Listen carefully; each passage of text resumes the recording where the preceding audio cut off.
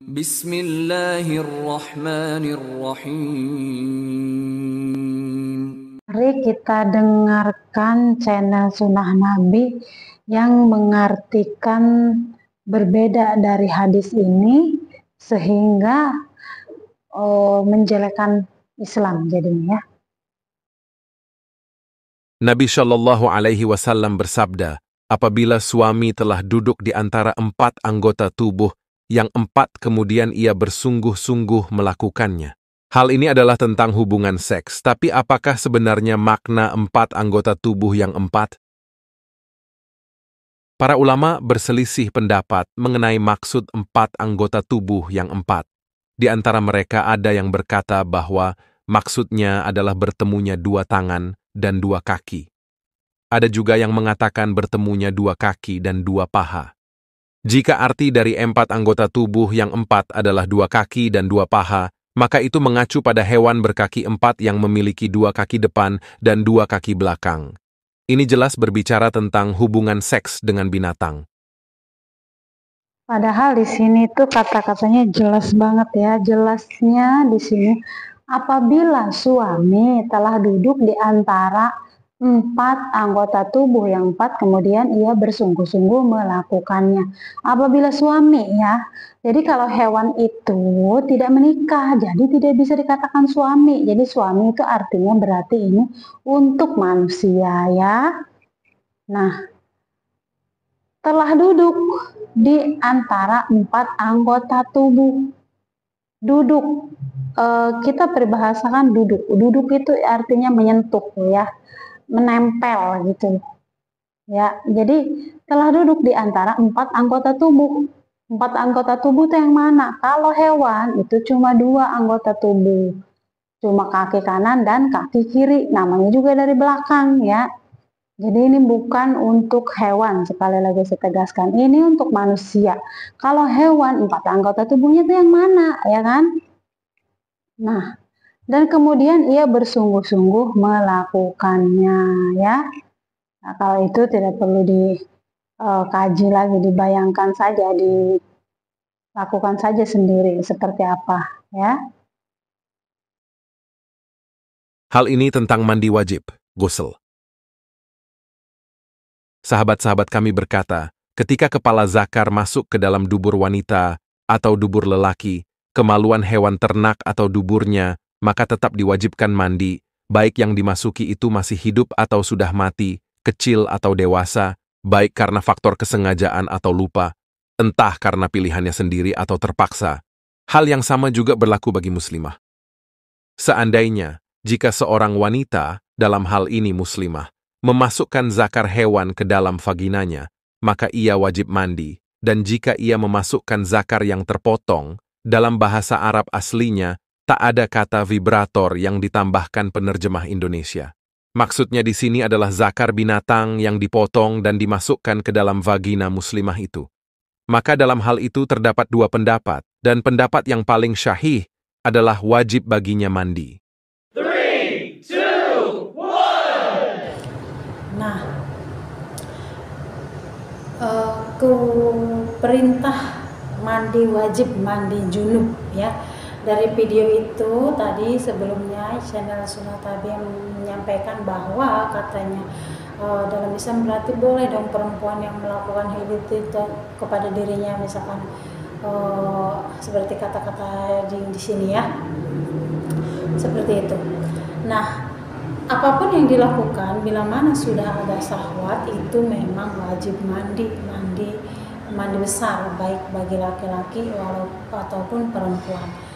Nah, dalam hadis ini disebutkan tentang apa yang dilakukan oleh perempuan seperti itu. Seandainya ada yang seperti itu, tapi saya yakin sih jarang sekali ada perempuan yang seperti itu. Cuma intinya kan, apapun bentuk perbuatannya, selama itu ada hasrat, ada hawa nafsu, ada kepuasan di situ, nah itu artinya dia harus mandi wajib, mandi besar ya.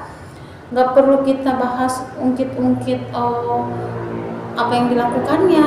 Namanya orang itu kan seandainya ada yang berbuat seperti tulisan di sini, ya kan? Namanya orang kan tidak tahu apa yang dilakukannya kepada dirinya di rumahnya gitu loh, ya kan? Kan nggak mungkin dong misalkan kita tanya, kamu melakukan ini ya? Belum tentu dia ngaku, namanya juga misalkan malu atau gimana. Jadi itu cuman misalkan solusi apapun yang kamu lakukan, bila mana ada nafsu di situ ya kamu mandi besar gitu loh. Bukannya nyuruh, justru memberikan solusi bahwa apapun yang kamu lakukan ya kamu harus mandi besar dan bertobat ya. Nah, kalau di dalam bahasa Al-Quran itu lebih halus di sini kata-katanya. Surat Al-Mu'minun ya, ayat 5 tuh dikatakan, dan orang-orang yang menjaga kemaluannya. Ayat 6, kecuali terhadap istri-istri mereka atau budak yang mereka miliki, maka sesungguhnya mereka dalam hal ini tiada tercela. Barang siapa mencari yang di balik itu, maka mereka itulah orang-orang yang melampaui batas. Nah, jika kamu sudah memiliki, misalkan laki-laki nih, sudah memiliki istri, bahkan kalau zaman dulu zaman Nabi ya, kita nggak tahu nanti juga kedepannya adakah hal-hal yang seperti itu. Misalkan memiliki budak itu memang milik dia, punya dia gitulah ya. Sudah memiliki istri, sudah memiliki budak, ibaratnya bisa dong malah menyalurkan hasratnya ke situ, tapi kok masih nyari yang lain, masih melakukan hal lain gitu loh, bukan dengan pasangannya. Itulah orang-orang yang melampaui batas. Begitu juga perempuan, misalkan dia punya suami, ya kan, punya seseorang di dalam hidupnya, ya nggak usah cari yang lain gitu loh. Kalau misalkan ada hal-hal medis yang harus dibenerin ya dikomunikasikan, disembuhkan gitu. Karena kalau melakukan hal lain sampai memasukkan barang lain ke barang kita selain punya pasangan kita, itu namanya sudah melampaui batas, dan itu dikhawatirkan terjadi yang namanya penyakit.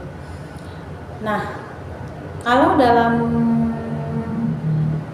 hal laki-laki, misalkan dia banyak melakukan onani selain berhubungan dengan pasangannya, itu juga akan terjadi kerusakan di ininya dia gitu loh. Nanti kita bahasnya di channel saya, langganan saya ya, nanti berlangganan, nanti saya bahas di situ. Jika saya ada waktu saya bahas pelan-pelan ya. Jadi onani dilarang, kamu dilarang melampaui batas oleh Allah itu karena Allah tahu nanti terjadi kerusakan di senjatamu itu gitu loh. Terus yang rugi siapa? Kamu sendiri yang rugi gitu loh, karena Allah sayang makanya dilarang. Kalau dilarang kenapa dikasih keinginan itu misalkan? Yaitu adalah ujian kamu. Nggak semua orang diuji seperti itu. Kenapa kamu diuji seperti itu? Ya memang itu sudah menjadi bagianmu, bagian hidupmu. Bagaimana kamu mengatasinya? Apakah kamu akan menjaga nama baikmu dengan menahan hawa nafsumu, atau kamu akan terjerumus dengan nafsumu, kan begitu. Nah, jika perempuan juga misalkan nih yang dia masukkan ke barangnya itu bukan barang asli laki-laki pasangannya, itu juga bisa terjadi yang namanya kerusakan, robeknya selaput, banyak hal deh. Jadi karena berbeda akan membuat dia juga tetap tidak akan puas. Karena gimana ya,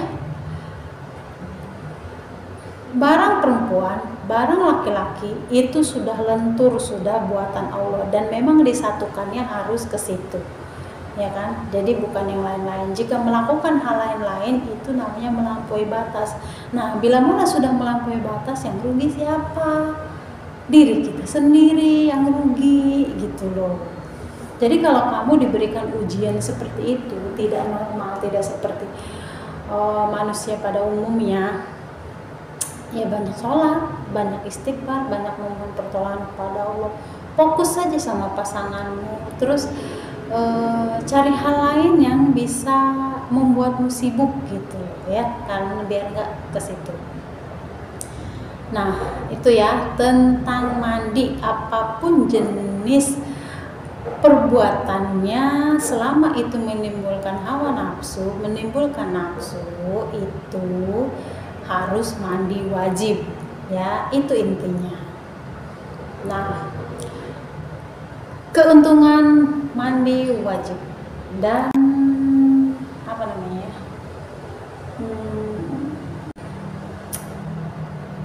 apa ya kalau saya bilang bala atau apa ya, penolak bala ya. Nah, kalau dalam kepercayaan saya, dalam hal yang saya yakini, dalam hal yang saya lakukan, ada hal-hal yang berbahaya dari kita tidak melaksanakan perintah Allah. Dalam perintah Allah, kita itu jika kita sudah melakukan hubungan badan, kita tuh wajib mandi besar ya, mandi besar dalam Islam. Dan bila mana kita tidak melakukannya, ada hal-hal yang tidak akan membuat kita berhasil. Contoh nih, misalkan seseorang nih ya, kalau ini prinsip saya ini ya, jika kita sudah melakukan hubungan badan, itu harus mandi sebelum kita pergi kemanapun, apalagi kita mau melakukan bisnis, pengen deal-dealan nih sama orang nih, kerjasama nih biar deal itu. Kalau kamu pergi sebelum kamu mandi wajib, setelah kamu melakukan hubungan badan, itu bisa gagal loh, bisa gagal bisnis kamu. Ya ini boleh percaya boleh tidak ya, tapi kalau saya percaya itu. Jadi kalau mau berhasil melakukan apapun yang kita lakukan adalah jangan lupa jika kita sudah berhubungan badan itu harus mandi wajib. Bukannya kita berhubungan badan itu kotor ya, kita ibaratnya makanya harus dimandiin, harus dibersihin, kotor, padahal kan kita suami kita melakukan hubungan kan halal, suami istri gitu loh. Kenapa misalkan seolah-olah kotor jorok sampai harus mandi? Bukan begitu ya. Kenapa sih harus mandi setelah berhubungan badan, ya kan?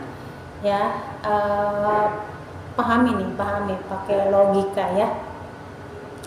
Saat kita melakukan hubungan badan, di saat seseorang benar-benar melakukannya, dia itu kan kadang tidak kontrol, tidak sadar. Kita itu kadang berbuat hal itu ibaratnya berkeringat atau apalah gitu ya. Dan saat sperma keluar itu kan ada, kalau yang bagus nih ya, ada bau-bau tidak sedap. Terus kita juga baju juga misalkan atau celana atau apa bekas sperma, bekas hubungan gitu ya. Nah langsung aja deh pakai baju habis hubungan, langsung pakai baju langsung pergi. Nah barangkali di sono itu orang yang mau kita temuin itu bersihan. Ada loh orang yang hidungnya itu sensitif banget, segala bau aja kecium. Kita jangan merasa kita bersih, udah wangi gitu loh, yakin banget gitu loh. Nggak bisa begitu. Makanya dalam Islam itu suruh mandi, apalagi itu perintah, karena memang banyak manfaatnya.